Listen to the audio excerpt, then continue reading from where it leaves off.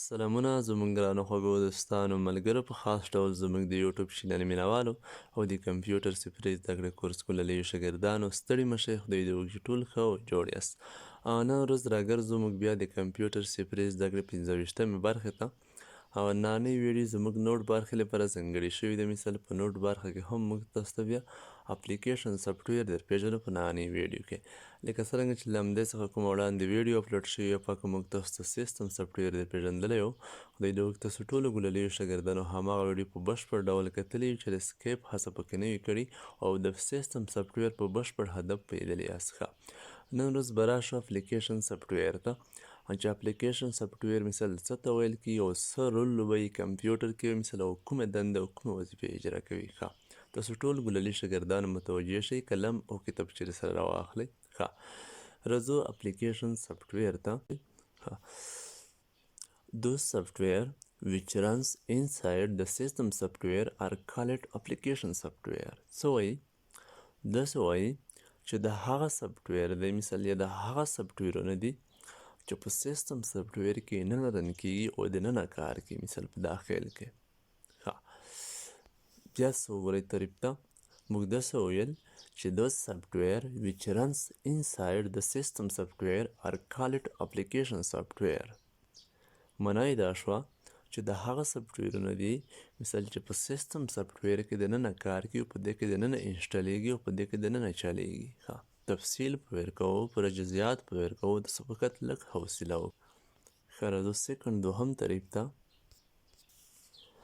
The collection of programs which are designed to user needs.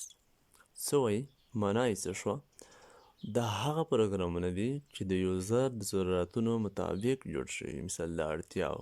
ښه اوس په تفصیل په ویل کوو مثال اګزامپل یې شی دي لکه وورډ ښه مثال ایکسل فوټوشاپ ویډیو ایډیټر داسې ایټسټرا نور. ښه دلته ما تاسو ته د کوم تعریف چې دی په پښتو هم راخوستی دی تاسو فقط قلم کتابچې درسره راخلی او دا ویډیو ته سټاپ کوئ درسره لیکئ نه وروسته بیا دوباره یې پلی کوئ. ښه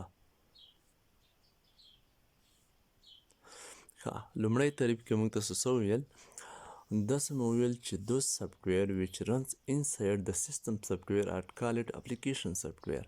مثال دا هغه سافټویرونه دي چې په سیسټم سافټویر کې دننه کار کوي لکه څرنګه سیسټم سافټویر موږ تاسو مخکې له همدې پیژندلی و چې سیسټم سافټویر هغه سافټویر دی چې د کمپیوټر مکمل سیسټم فعال کوي مثال مکمل سیسټم ته فعالیت ورکوي که هغه هارډویر سیسټم وي او که په کمپیوټر کې مثال هره پروژه یې دا ټول څه کوي رن کوي مثال دا ژوندي کوي لکه داسې مثال لري لکه په انسان کې چې روح نه وي کې مثال هیڅ د بدن غړی کار نه کوي همدا ډول سیسټم سافټویر هم دی چې کمپیوټر هیڅ کومه پرزه فعالیت نشي کولی مثال بغیر له سیسټم سافټویر کمپیوټر هیڅ فعالیت نشي کولی. ښه نه هر کله چې موږ تاسو سیسټم سافټویر انسټال نه وي په دې کې اپلیکیشن سافټویر نه کو کار په کمپیوټر کې.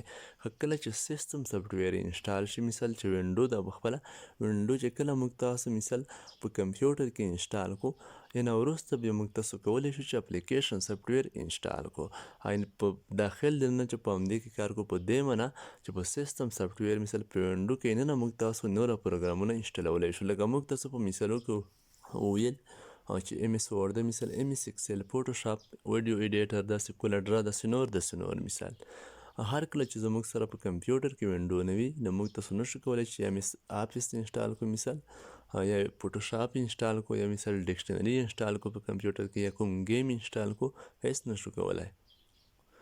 نو په دې کې دننه په دې معنا رن کېږي مثال معنا یې دا شوه چې په دې کې دننه کار کوي چې په وینډو کې دننه دا کار کوي مثال چې وینډو انسټال شي پکې ننه موږ تاسو چې کولی شو همدا اپلیکیشنونه همدا سافټویرونه انسټالولی شو.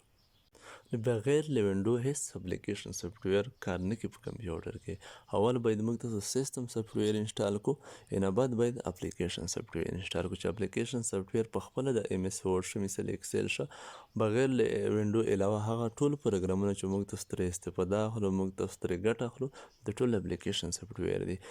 دوهم تعریف ته تاسو وګورئ The collection of programs which are designed to user needs. مثال موږ داسې وویل چې دا هغه سافټویرونه دي چې د یوزر د ضرورتونو مطابق جوړ شوي وي لکه مثال څه ډول موږ تاسو مثال هره برخه کې اړتیا لرو کمپیوټر کې چې مثال موږ تاسو که یو کتاب لیکو، مثال یو نوټ لیکو، نو کوم پروګرام ته ضرورت لرو؟ ایم ایس ورډ ته. چې ایم ایس ورډ باندې موږ تاسو په وینډو کې لیکل نشو کولی. مثال خیر بعضې پروګرامونه شته مثال چې د سیستم څخه یې خپله لري، که ورډ پیډ شه، مثال نوټ پیډ شه، خو دومره پرمختللي نه لکه څرنګه چې ایم ایس ورډ ده. مثال همداسې فوټوشاپ مثال موږ تاسو کوم تصویر جوړو، مثال ډیزاین کوو یې ضرورت مطابق، مثال څنګه کولی شو چې هغه تصویر په وینډو کې جوړ کړو؟ نه چې کولی. مثال پینټ ته، خو پینټ دومره پرمختللی نه چې خپله سیستم څخه لري. موږ تاسو یو اپلیکیشن سافټویر ته په همدې وخت کې ضرورت لرو چې ترې استفاده پرته کوو چې هغه فوټوشاپ دی.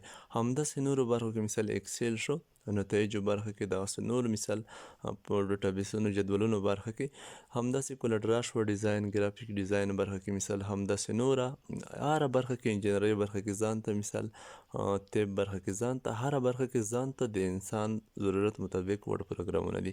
همدغه ټول چې د انسان ضرورت وړ دي، علاوه له وینډو یا علاوه له سیستم سافټویر، همدغه ټول اپلیکیشن سافټویر دي. که هغه گیم دی مثال، که ډکشنري ده، که زوپیا ده، که فوټوشاپ ده، که ایم ایس ورډ ده، که ایم ایس اکسل ده، اکسس ده، دا ټول چې دي دا ټول اپلیکیشن سافټویر چې موږ تاسو ورته اړتیا لرو. بیا هم زه یو لږ نظریه په ورکوم سرسري غوندې په سیستم په اپلیکیشن. موږ تاسو داسې ویلي وو چې سیستم سافټویر هغه سافټویر دی چې د کمپیوټر مکمل سیستم پې چلیږي. مثال سیستم پلی کوي چې هره برخه کمپیوټر کې هغه فعالیت ورکوي. سیستم سافټویر.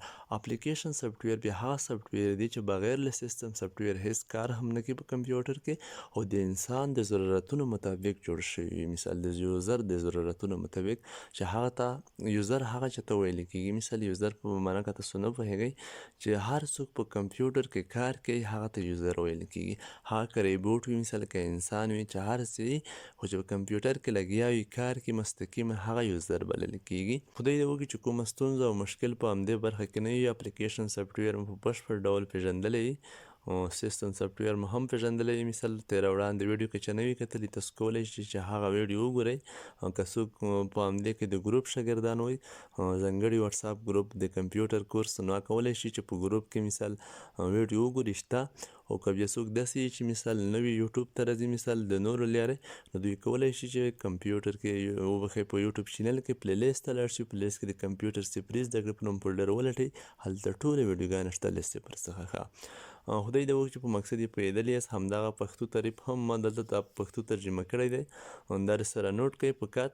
د اوس لپاره د خدای په امان ټولو دوستانو ملګرو ته، په خاص ډول زموږ ګلاليو شاګردانو ته ښه وخت.